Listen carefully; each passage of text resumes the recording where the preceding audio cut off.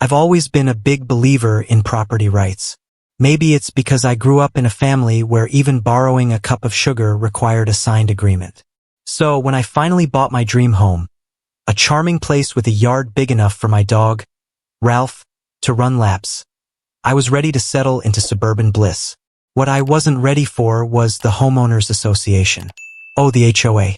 They introduced themselves with a welcome packet that was thicker than the Bible and twice as sanctimonious.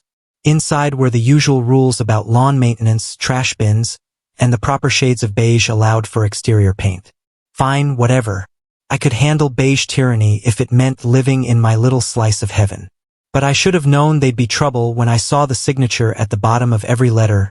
Marcy Whitaker, HOA president and self-proclaimed protector of standards. Marcy is what happens when a clipboard gains sentience. She's got the smile of a loan shark and the persistence of a telemarketer. Her first visit to my house was to inform me that my mailbox was too whimsical. It's a metal dog with a tail that wags when the mail arrives. Ralph loves it. I'd laughed it off, thinking, what's the worst she could do? Rookie mistake. Fast forward 6 months, and my Saturday morning began with Ralph barking his head off. I stumbled outside in my pajamas, coffee in hand, and nearly dropped my mug. There, at the edge of my driveway, was a wall. A 6-foot-tall, bright white, vinyl monstrosity that stretched across the entire entrance. My driveway, my access to the street, blocked. What the actual hell? I muttered, circling the barrier like a confused squirrel. Ralph sniffed it and gave me a look that said, "This isn't right." Attached to the wall was a laminated notice. Laminated. Someone thought this through. The letterhead was unmistakable. The HOA logo with its smug little tree emblem. The message read, "This barrier has been installed in accordance with HOA guidelines to ensure the aesthetic and functional integrity of the neighborhood. Please contact the HOA office for further clarification." Clarification? I didn't need clarification. I needed someone to explain why they thought it was okay to trap me on my own property like a Sims character. After calling the HOA office and being told Marcy was out of the office, translation, avoiding me, I decided to pay her a visit. Her house was easy to spot. The one with the perfectly trimmed hedges spelling out HOA like some kind of suburban bat signal. She opened the door with a smile so fake it should have come with a receipt. "Oh, hi there. How can I help you?" "You can start by explaining why there's a wall blocking my driveway," I said, holding up the laminated notice like Exhibit A in a court of common sense. Marcy's smile didn't falter. "Ah, yes, the barrier. It's part of our new traffic calming initiative." I stared at her. Traffic calming? Marcy, I live at the end of a cul-de-sac. The only traffic I see is the mailman and, occasionally, a rogue squirrel. "Well," she said, clasping her hands like a politician caught in a scandal, "it's also to maintain uniformity. Your driveway design doesn't conform to the updated standards." "Updated standards?" I repeated. "No one told me about any updates." Marcy tilted her head like she was talking to a slow child. "It was in the newsletter. Page 12. We mailed it out last month." I'd seen that newsletter. It was mostly ads for lawn care services and an article about the HOA's annual Easter egg hunt. No mention of driveway standards or traffic calming barriers. "You can't just block my driveway without my permission," I said, my voice rising. "This is my property." Marcy's smile turned icy. "Technically, the HOA owns the easement, and we're well within our rights to make modifications to shared spaces." "Shared spaces? It's my driveway." She shrugged. "I'm sorry if you feel inconvenienced, but rules are rules." I left before I said something that would have landed me on the 6 o'clock news. Back at home, I stared at the wall, frustration bubbling like a pot about to boil over. Ralph sat beside me, his tail thumping in solidarity. "Don't worry, buddy," I said, patting his head. "If they want to fight, they've got one." I spent the rest of the day researching property laws and HOA regulations. By nightfall, my kitchen table was covered in printouts, highlighters, and an empty pizza box. I'd found a few promising leads, but one thing was clear. This was going to be a battle. The next morning, I woke to find a new notice taped to the wall. This one wasn't laminated, but it might as well have been written in flames. It was a fine. A hefty fine for unauthorized alterations to community property. They were fining me for the wall they built. Oh, it was on now. I stood there, clutching the fine notice like it was a ransom letter. They wanted me to pay $500 for altering community property. Altering it? I hadn't so much as touched the wall, let alone authorized it. The irony was so thick you could spread it on toast. But if they thought I'd roll over and pay, they'd underestimated just how petty I could be. Two could play this game, and I had a secret weapon. An internet connection and a burning desire for revenge. I spent the next few days buried in HOA bylaws, local zoning laws, and more legal jargon than I'd ever wanted to read in my life. Turns out, there are a lot of rules about what HOAs can and can't do. And as luck would have it, installing a barrier without the homeowner's consent? Big fat no-no. I also discovered something even juicier. Marcy had been operating in a legal gray area for years. Apparently, our HOA's charter required annual elections, but Marcy had been president for nearly a decade. I couldn't find any records of elections during that time. Curious, isn't it? I started keeping a journal of everything. The barrier, the fine, Marcy's condescending smirk. I took pictures, saved copies of all correspondence, and even made a little folder labeled Marcy's greatest hits.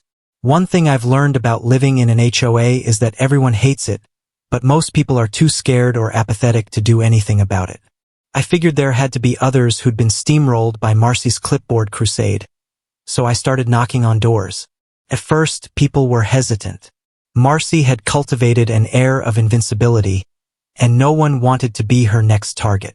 But as I shared my story, the floodgates opened. There was Janet, who'd been fined $200 for having a garden gnome. Bill, who'd been forced to repaint his house twice because the shade of beige wasn't neutral enough. And Linda, whose kids' chalk drawings on the sidewalk had been deemed graffiti. By the end of the week, I had a small but determined group of allies. We started calling ourselves the HOA Resistance, and our first meeting felt like a scene from a spy movie. A bunch of disgruntled neighbors whispering in my living room over coffee and cookies. Armed with stories from the resistance, I decided it was time to hit Marcy where it hurt. The paperwork. I filed a formal complaint with the county, citing the illegal barrier and her dubious presidency. I also reached out to a lawyer, an old college buddy who owed me a favor. He agreed to draft a cease and desist letter, free of charge. Meanwhile, I continued documenting every ridiculous move the HOA made. They sent me 3 more fines in rapid succession.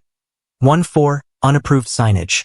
A post-it note I'd stuck to the barrier that said, "Nice try." 1 for excessive grass height. My lawn was freshly mowed. And 1 for failure to comply with community guidelines. They didn't even bother to specify which ones. It was almost impressive how creative they were getting. Almost. Things came to a head when I woke up one morning to find Marcy and a couple of HOA minions inspecting my property. They had clipboards, tape measures, and the smug satisfaction of people who thought they were untouchable. Ralph, bless his heart, barked his little head off until I came outside. "Morning, Marcy," I said, folding my arms. "What's the occasion?" Measuring my grass blade by blade. Marcy's smile was as fake as ever. "Just a routine inspection. We want to make sure everyone's in compliance." "You mean everyone or just me?" Her smile faltered. "We treat all residents equally." "Sure you do," I said, pulling out my phone. "Smile for the camera." Marcy glared at me but didn't stop her lackeys from taking notes on whatever imaginary violations they were concocting. I made sure to get plenty of footage, including a close-up of Marcy's scowl. If this ended up in court, I wanted every ounce of evidence I could get. That afternoon, I got a call from my lawyer buddy. He'd found something big. The HOA's financial records. Or rather, the lack of them. Turns out, Marcy had been collecting dues and doling out fines. But there were no clear records of where the money was going. No audits, no receipts, nothing. "This isn't just shady," he said. "It's outright illegal." As I hung up, a plan started forming. If Marcy wanted to play dirty, I'd play smart. and I had just the thing to take her down. By now, Marcy and her clipboard army had crossed the line from annoying to outright malicious. Between the bogus fines, the wall, and her goons prowling around my property, I was done playing defense. It was time to go on the offensive. My lawyer buddy dug deeper into the HOA's finances. What he found was enough to make a forensic accountant cry. Marcy had been funneling money from HOA dues into a slush fund labeled miscellaneous expenses. On paper, it sounded innocent enough. In practice, it was sketchier than a used car salesman offering a great deal in a dark alley. The kicker? The slush fund wasn't funding community projects or maintenance. It was paying for things like catered lunches for the board, personal landscaping services at Marcy's house, and a $3,000 consulting fee to her cousin, who, as far as we could tell, was in the business of doing absolutely nothing. Doug and I compiled everything into a tidy little dossier. If Marcy thought her clipboard gave her power, she hadn't seen what a well-organized stack of evidence could do. With the financial dirt in hand, I decided it was time to mobilize the resistance. Our little group of disgruntled neighbors had grown since that first meeting, and I called for another gathering. This time, we met at Bill's house, where he provided snacks and a PowerPoint presentation he'd titled Operation Take Down Marcy.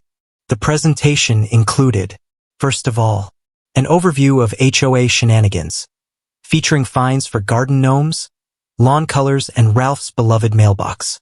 Secondly, financial irregularities, complete with charts, graphs, and a picture of Marcy's suspiciously lush hydrangeas. Thirdly, the plan, a step-by-step guide to dismantling her empire. The room buzzed with energy as neighbors shared their own stories. Janet's fine for a single dandelion. Linda's son getting scolded for riding his bike too loudly. Even Mildred, a sweet retiree who'd been fined for hanging a wind chime, showed up ready to fight. The plan was simple. Firstly, file a formal petition to demand an audit of the HOA's finances. Secondly, rally more neighbors to vote Marcy out of office. Thirdly, publicly expose her at the next HOA meeting. Of course, Marcy wasn't going to go down without a fight. The day after our meeting, I found another notice taped to the barrier. This one threatened legal action if I continued to disrupt community harmony. Disrupt community harmony? I laughed so hard I almost choked on my coffee. Ralph barked in agreement, tail wagging as if to say, "Bring it on." Later that afternoon, a delivery truck showed up with a pallet of beige paint cans.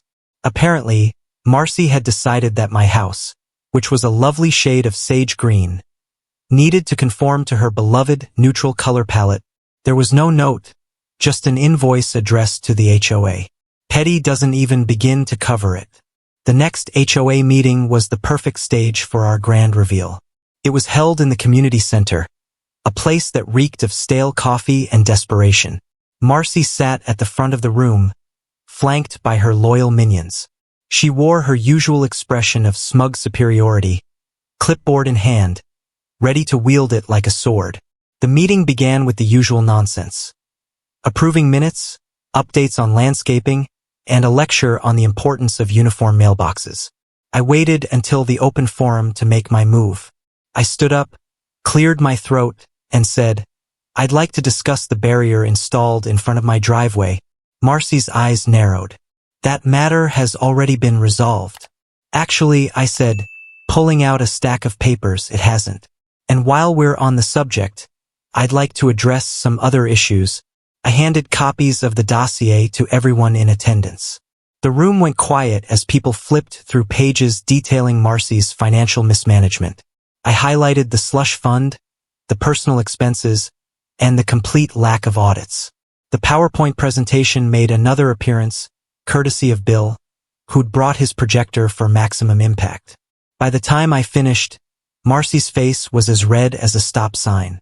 "This is outrageous," she sputtered. "You have no proof." Doug, who'd shown up in a sharp suit that screamed, "Lawyer," stood up. "Actually, we do. And if you'd like, we can take this to court." Marcy's clipboard hit the table with a thud. The meeting ended in chaos. Marcy stormed out, her minions scrambling to follow. The rest of the neighbors were abuzz with chatter, and I could see the tide turning in our favor. But as I walked back to my seat, I noticed a shadow lingering near the door. It was one of Marcy's minions, whispering into their phone. They glanced at me, their expression unreadable, and slipped out into the night. Something told me Marcy wasn't done yet, but neither was I. The meeting may have been a victory for the resistance, but I knew Marcy wasn't the type to go quietly into the night. The shadowy phone call at the end of the meeting left me uneasy, and I spent the next few days waiting for the other shoe to drop. It didn't take long. One morning, I found a certified letter in my mailbox. The return address was, you guessed it, the HOA. Inside was a formal complaint alleging that I'd been engaging in disruptive behavior, inciting discord within the community, and spreading misinformation. The letter demanded I cease my actions immediately or face further disciplinary measures, including potential legal action. The best part? It was signed not just by Marcy, but by the entire HOA board. The same board that had looked thoroughly embarrassed during my presentation just days before. Clearly, Marcy was trying to circle the wagons. I pinned the letter to my fridge like it was a trophy. If they wanted to make this a war of attrition, they'd picked the wrong opponent. A few days later, I noticed a suspicious van parked near my house. It was white and unmarked, the kind of vehicle you'd expect to see in a bad spy movie. At first, I thought I was being paranoid, but then I caught a glimpse of someone inside with a camera. They were taking pictures of my property. I walked straight up to the van, phone in hand, and started snapping pictures of them. The driver panicked, fumbling with his camera before peeling off down the street. Later that day, Doug called me and I told him about this incident. They're trying to intimidate you, he said. Classic move. They're hoping you'll back down. Fat chance, I replied. If anything, this just makes me want to dig in deeper. Thanks to our petition, the HOA's finances were now under official review. A third-party auditor, hired by the county no less, started combing through the records we'd flagged. The results were exactly what we'd expected. Thousands of dollars unaccounted for, misuse of funds, dubious payments to consultants, and, of course, the mysterious slush fund that Marcy had been so fond of. When the report was released, it hit the neighborhood like a bombshell. People who'd been indifferent or even supportive of Marcy suddenly started questioning everything. Why were HOA dues so high? Where had the money gone? And why was Marcy's house the only one with a new roof? The resistance grew overnight. Even Mildred, our wind chime-loving retiree, turned into a one-woman wrecking ball, knocking on doors and handing out copies of the audit report. This is a disgrace, she declared to anyone who'd listen. With her empire crumbling, Marcy made one last desperate move. She called an emergency HOA meeting, claiming she had important updates to share. The notice went out to every homeowner, and the timing couldn't have been more suspicious. It was scheduled for a Tuesday afternoon, when most people would be at work. Classic Marcy. But thanks to Mildred and the resistance, word spread quickly. By the time the meeting started, the room was packed. People stood shoulder to shoulder, many holding copies of the audit report. Marcy sat at the front, flanked by her increasingly nervous-looking board members. Her clipboard lay on the table, untouched for the first time I could remember. She opened the meeting with her usual fake smile. Thank you all for coming.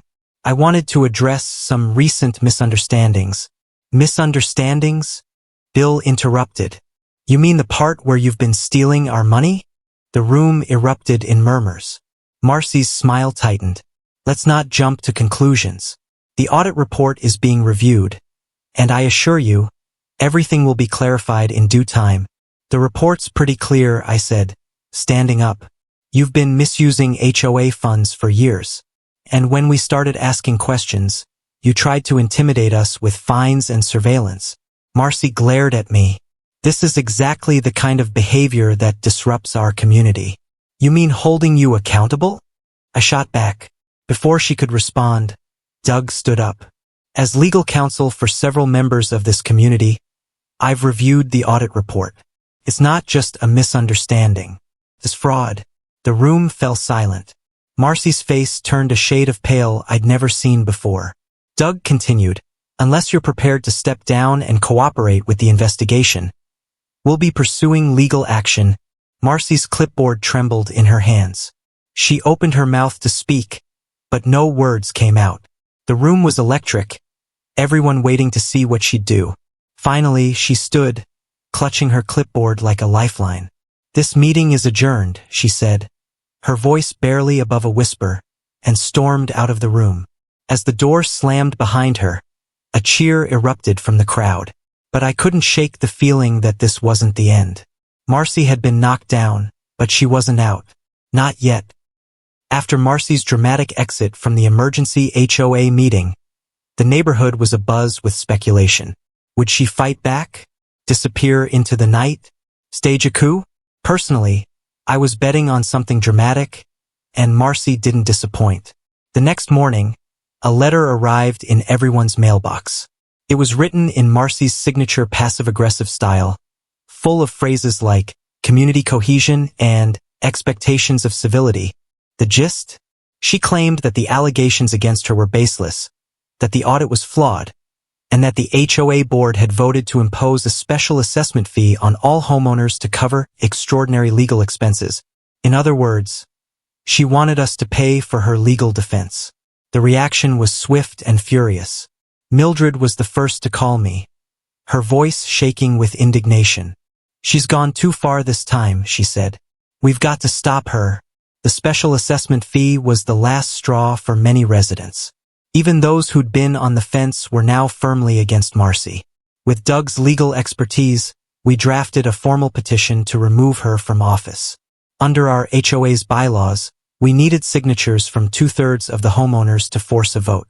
I went door to door with the petition, armed with copies of the audit report and a heartfelt speech about accountability. Most people signed without hesitation, though a few were wary. "What if she comes after me next?" one neighbor asked. "She's already come after all of us," I said. "The only way to stop her is to stand together." By the end of the week, we had more than enough signatures. The vote was set for the following Saturday. The HOA's clubhouse was packed that evening. Every chair was filled, and people lined the walls, buzzing with anticipation. Marcy sat at the front of the room, her clipboard conspicuously absent. She looked composed, but I could see the tension in her clenched jaw. The meeting began with the usual formalities, but no one was paying attention. When it was time for the vote, Doug stood up to present our case. He laid out the financial misconduct, the intimidation tactics, and the blatant disregard for the community's trust. "This isn't about personal grievances," he said. "It's about integrity. It's about holding our leaders accountable. And it's about reclaiming this community for the people who live here." The room erupted in applause. When it was Marcy's turn to speak, she rose slowly, smoothing her skirt. "I've dedicated the last 10 years of my life to this community," she began. "Everything I've done has been for the betterment of our neighborhood. These allegations are nothing more than a smear campaign by individuals who refuse to follow the rules." She went on like that for a while, painting herself as the victim and us as unruly rebels. But the crowd wasn't buying it. By the time she finished, the tension in the room was palpable. The vote was conducted by secret ballot, and the results were announced less than an hour later. Marcy was officially removed from office by an overwhelming majority. The room erupted in cheers, and for the first time in months, I felt a sense of hope. With Marcy gone, the HOA board was restructured. Bill, whose organizational skills and PowerPoint prowess during our initial meetings had won everyone over, was elected as the interim president. His first order of business? Dismantling the ridiculous barrier blocking my driveway. Watching that wall come down was one of the most satisfying moments of my life. Doug remained involved as a legal advisor to the HOA, ensuring that the transition was smooth and that no more Marcy-style antics could take place. His help and advice proved invaluable as we implemented new policies to prevent misuse of funds and power in the future. The audit findings were turned over to the county, and an investigation into Marcy's actions is ongoing. Rumor has it she's moved out of the neighborhood, though no one's sure where she went. I like to imagine her starting over in a place where her clipboard and fake smile won't carry as much weight. As for me, Life has finally returned to normal. Ralph has his driveway back. My mailbox remains delightfully whimsical. And the neighborhood feels like a community again. Every now and then, someone will stop by to thank me for standing up to Marcy. I always tell them the same thing. It wasn't just me. It was all of us. When people stand together, even the biggest bullies don't stand a chance. A few weeks after the vote, I found a package on my doorstep. Inside was a brand new clipboard, engraved with the words, "To the real protector of standards." I laughed so hard I nearly dropped it. Ralph wagged his tail, clearly pleased with the recognition. Life in the cul-de-sac may never be perfect, but at least now it's fair. And if anyone ever tries to mess with that again, they'll find out exactly what happens when you push a homeowner too far.